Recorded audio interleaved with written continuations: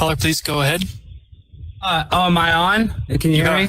We can. Okay, hey guys, I guess you can't see me, but so I'm a doctor here in San Francisco, and COVID has been absolutely terrible. And why that's important with the districting, we lost our housekeeper, basically like my daughter's second mother. And for her, COVID has been very traumatizing. You look on the news and Donald Trump is calling it the Wuhan flu or the China flu. My daughter is scared to death to go to Chinatown now. Every time we even bring up Chinatown, my daughter thinks, oh, I'm going to get COVID. I'm going to get corona. My daughter is scared to death. I think that we really need to consider changing Chinatown because of its, everybody's going to think of the Wuhan virus. Everybody's going to think of coronavirus forever, and I love Chinese food. I love Chinese people.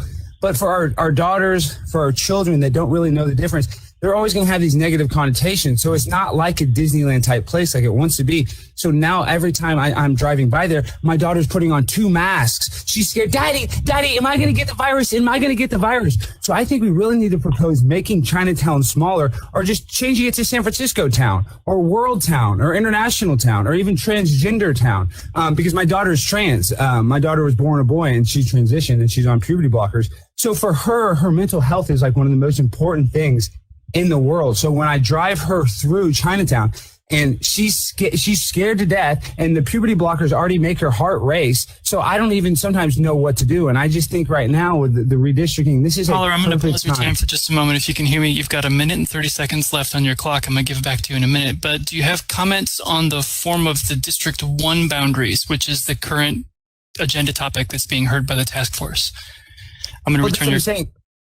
We need to make District 1 bigger and we got to make Chinatown smaller. That's the problem is because the funding. Listen, last night my daughter saw 2 homeless guys. She goes, are they giving themselves the vaccine, Daddy? They're giving themselves a vaccine. I said, no, honey, they're using fentanyl. And then while we're eating dinner, while we leave, by the time we're leaving, they were making love behind a dumpster. So we need to focus on putting in politicians in these districts where my daughter doesn't have to see 2 homeless men shooting up fentanyl and making love to each other. And my daughter shouldn't be scared to drive around Chinatown. I mean, she's on puberty blockers, guys. That messes up her mental health. And now you're scared. Now she thinks she's going to get corona. Her favorite housekeeper, Marionetta, she passed away. I can't make that same pupusa recipe. So my life is turned upside down. In San Francisco, the amount of money that I pay in taxes, you would think that I would just be able to take my daughter out to dinner. And the fact is, guys, I got vaccinated and now I'm impotent from the vaccine. I can't even make love to my wife anymore. And she left me for a 19-year-old personal trainer. So I'm left with a daughter myself doing the best I can. And when I drive through San Francisco, it is not the same San Francisco that I grew up in.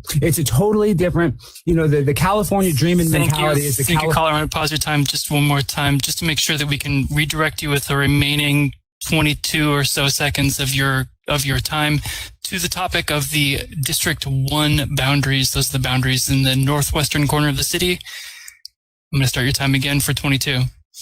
Saying the northwestern side has some of the most fentanyl use. If we need to make it either bigger so we can get more funding or more attention. Because like I said, in District 1, my daughter shouldn't have to see homeless guys making love. Next caller, please. Thank you, Madam Vice Chair. I would like to second the comments made by Member Cooper to condemn the offensive remarks made by one of the commenters. They have no place in this city. They have no place on our task force. They have no place. Mr. Jeremy Lee, please. Thank you, Vice Chair Reiner. Just want to also echo all the comments said before me. Just condemning the one speaker. I think we all collectively on this task force can agree that those comments were just uncalled for. We're all here to serve San Francisco, and we can do so in a respectful way. Thank you, Member Cooper, for acknowledging the hate speech earlier and condemning it. And of course, this is supported by Member Lee and Member Lee. And perhaps this is a conversation, that was really difficult to sit through for me. I don't know how you guys felt about it, but I was losing it. It was clearly anti-Chinese. The speaker was perpetuating xenophobia. I consider it hate speech. Maybe that's a gray area. The way that he was speaking about how his child fears Chinatown Chinese people, but he actually didn't speak of his responsibility as a parent to correct that, and instead suggested that Chinatown be renamed. It's so offensive that he would rather suggested erasing our culture, our people and our right to be in San Francisco as a solution to the racism that his child fears? Like, what is the responsibility of this task force of allowing these public commenters to speak so freely? May I cut him off? I think the chair would like to address this. We've had a little bit of a offline conversation about this, but this is very disturbing to the task force. It was very disturbing to the members. I was as offended for you and for myself and for everybody else and any LGBT person who was listening. I would have stopped it mid-sentence, and then they can do to me whatever they like. We will not tolerate it. People don't have to listen to that, and we won't. It is absolutely just unacceptable. And I don't think we have to go over it. I think most people know it's unacceptable, and in whatever quarters it is acceptable, then you need to stay in those quarters and not go around other human beings. I just want to clarify that during public comment, they have a freedom of speech to say most things, and the city attorney's office can provide you further guidance on when that freedom of speech violates any laws regarding hate speech. But just because something is offensive to one or more listeners does not mean that it is prohibited hate speech. We want to be mindful that the public is allowed to call in and they have the freedom to, say whatever they want within reason. Sure. I mean, I respect the freedom of speech and the right for public comment and for us to be able to speak freely. But, I think that this is also part of the problem of the rising anti-Asian hate crimes. People don't recognize as easily when attacks are made on Asian Americans. Imagine what he was saying, but he was saying it about Black people.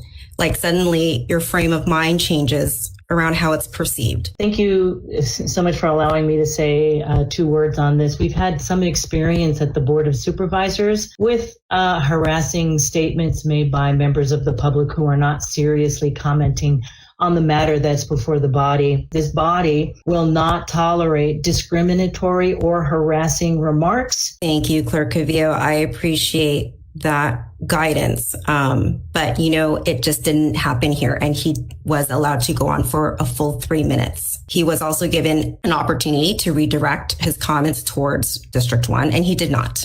And he was not cut off. It was clear that the trolling and performance art was what that person was going for from the very beginning. Yeah, it was really hard for me to bite my tongue. We all have respect for the First Amendment of the Constitution and recognize that people have the right to say what they want to say, regardless of whether or not that was hate speech. It did not concern District 1 and should have been cut off 5 words into his comments, number 1. Number 2, that was not just hate speech, that was violent speech. And I want that called out for what it was. I can attest to the fact that if we were meeting in person, the sheriff's office would have had deputies escort that person out before they got that far. Let me assure you, Member Ho, that as a Black person who has been discriminated against, you didn't have to say if they had said Black, because I immediately reacted. People who have experienced this do recognize what is going on here. And I did immediately react and think this was violent speech and not just offensive speech. And I do want to say to members of the public, please be aware if you possibly are going to have a Karen moment that all of these meetings are broadcast and recorded. So your particular vitriol, whether we cut it off or not, is going to be preserved forever. And we and everybody else in the world, including your daughter who is going to grow up and might possibly see this, will realize the character and integrity that you lack in making comments like this. Everybody stop and reconsider the fact that this is going to be preserved forever. We need some kind of virtual sheriff's office for these meetings. May I cut him off?